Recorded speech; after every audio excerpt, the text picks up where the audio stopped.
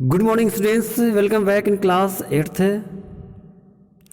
Today I am going to start chapter number 11, The Listener. Before of this chapter, two chapters have already cleared, chapter number 9 and chapter number 10. So students, this is a new chapter and also this is a poem.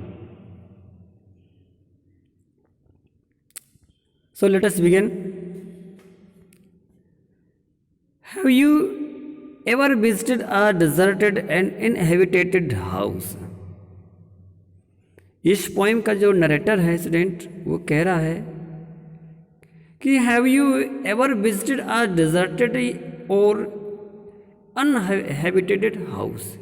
क्या आपने कभी एक deserted या अनहैबिटेटेड it means ऐसा घर जिसमें कोई ना रहता हो, ठीक है? बिकॉज ये पोइम आपकी एक मिस्ट्रीफुल पोइम है, एक रहस्यात्मक पोइम है। तो पोइट ने कहा है कि क्या आपने कभी एक डेजर्टेड हाउस या अनहैबिटेड हाउस का विजिट किया हुआ है? इफ यस, यदि आपका आंसर यस है, then how did you feel? तब आपने ऑन दैट मोमेंट कैसा फील किया हुआ था? Did you feel the presence of someone's और something there along with you? Poet कह रहा है did you feel presence of someone's? क्या आपने वहां पर प्रेजेंस समवन किसी की उपस्थिति को फील किया है या किसी चीज की उपस्थिति को फील किया है जो देयर अलोंग विद यू, जो आपसे रिलेटेड हो, आपसे संबंधित हो? Read this poem about a traveller. इस पोइम को एक ट्रेवलर के बारे में पढ़िए। Who travels a long way, जो एक लंबा रास्ता तय करता है। अ लोन हाउस, एक अकेलेपन हाउस में जाने के लिए ये, या एक रहस्यात्मक घर के पास जाने के लिए। टू कीप प्रॉमिस, अपना वादा निभाने के लिए। Only to find that no one presence, no one answer, सिर्फ ये जानने के लिए कि उसके जो क्वेश्चंस हैं उसका वहाँ पर उसे किसी भी तरह का कोई आंसर नहीं मिलता स्टूडेंट। इट मीन्स उस रहस्यात्मक घर के पास जाकर पोइट क्वेश्चंस करता है लेकिन उसे किसी भी तरह का कोई आंसर नहीं मिलता, ठीक है? ये तो आपकी पोइम की समरी हुई। इसके बाद पोइम का टेक्स्ट क्या है देखते हैं नेक्स्ट पेज में।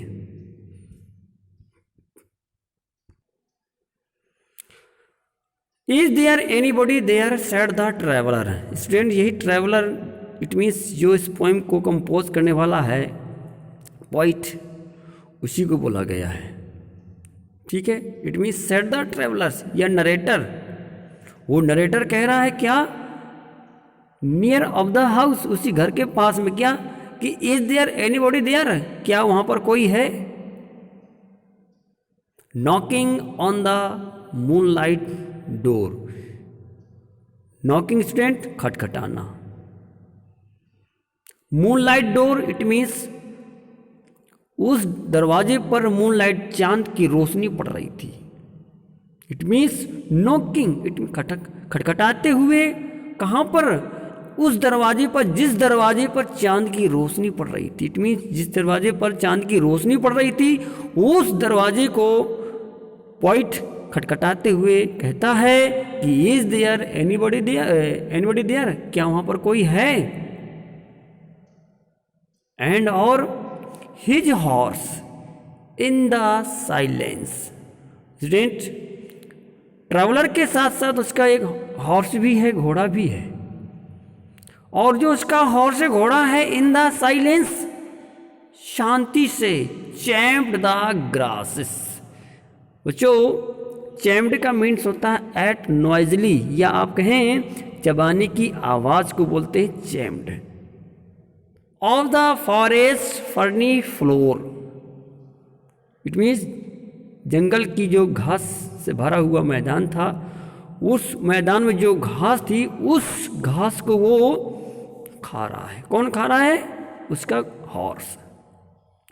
हिज हॉर्स इन साइलेंस, उसका जो हॉर्स है इन साइलेंस इट मीन्स बड़ी शांतिपूर्वक जंगल की फर्नी फ्लोर, इट मीन्स उस फ्लावर में, उस ग्राउंड में जो घास पड़ी थी उस घास को वो चबा रहा है।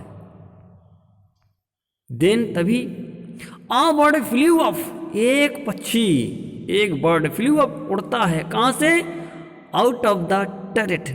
रेजिडेंट टर्रेट बोलते हैं किसी मीनार को या गुम्बद को, ठीक है ना, जो घर का सबसे टॉपेस्ट पॉइंट होता है।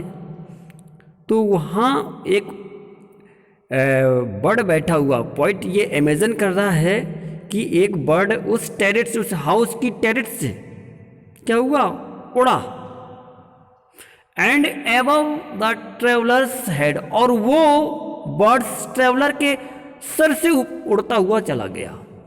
कहाँ से उड़ा? वो टेरेट से उड़ा, और वो टेरेट से उड़ते हुए उड़कर पॉइंट के सर से गुजर गया। ठीक।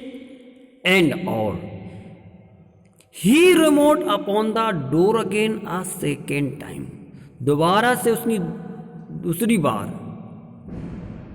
ही स्मोट, स्मोट मीन्स बच्चों एक तरह से खटखटाना या दस्तक देना, इट मीन्स फिर से उसने दोबारा से उसी दरवाजे पर उसने दस्तक दिया या दरवाजे को खटखटाया। किसने खटखटाया? द ट्रैवलर ने या नरेटर ने। ठीक। फिर इज देयर एनीबॉडी देयर, फिर वही वो क्वेश्चन करता है कि क्या कोई वहां पर है? बट लेकिन no one descended to the traveller, लेकिन ट्रैवलर्स को रिस्पॉन्स करने के लिए nobody come from the house, कि कोई भी उस घर से बाहर नहीं आया। बच्चों डिसेंडेड का मतलब होता है घर से बाहर आना, ठीक है, या उतरना। तो जब पॉइंट ने पूछा इज देयर एनीबॉडी देयर, तो पॉइंट को रिस्पॉन्स करने के लिए, रिप्लाई करने के लिए nobody came from the house, house से कोई नहीं आया। ना ही no head from leaf fringed sill. बच्चों यहाँ पर जो सिल है, सिल का मीन्स होता है घर की दहलीज, ठीक है। दहलीज क्या होता है? ना ऐसा पार्ट घर का जो ना अंदर की ओर होता है ना बाहर की ओर होता है, बीच का, उसको बोलते हैं सिल। ठीक है। तो no head from the leaf fringed, it means वो जो घर था वो पेड़ पौधों की पट्टियों से कवर अप था। ठीक है। तो कोई भी एक, पॉइंट कहने का सेंस है कि एक भी सिर या एक भी पर्सन उस घर की दहलीज से बाहर नहीं आया।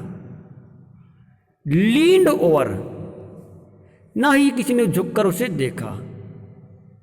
And looked into his grey ice, ना ही उसकी ग्रे आइस में झुककर देखा। आगे वेयर, जहां पर he stood perplexed and still, जहां पर वो एक असमंजस की स्थिति में या कंफ्यूज्ड की कंडीशन में खड़ा हुआ था कि शायद कोई ना कोई इस घर से बाहर आएगा मुझे रिप्लाई करने के लिए, लेकिन अभी तक कोई भी उस एक रहस्यात्मक घर से बाहर नहीं आया। तो स्टूडेंट ये पोइम एक रहस्य से भरी हुई पोइम है, पोइट की इमेजिन है। ठीक है। हमने इसको अपने शब्दों में आपको मीनिंग बताने का प्रयास किया। फिर भी इस पोइम को आप अपनी तरफ से 2 बार 3 बार पढ़िए। जब तक आप खुद अपनी तरफ से इस पोइम को नहीं पढ़ेंगे तब तक आपका मीनिंग क्लियर नहीं होगा। स्टूडेंट्स ये था फर्स्ट पार्ट, ठीक, इस पोइम का ये फर्स्ट पार्ट था। And second part tomorrow will be completed, ठीक है, कल पूरा कराया जाएगा। और right word meaning from this chapter in your fair copy. इस चैप्टर की जो वर्ड मीनिंग है आपको अपनी फेयर कॉपी में नोट डाउन कर लेना है। Thank you.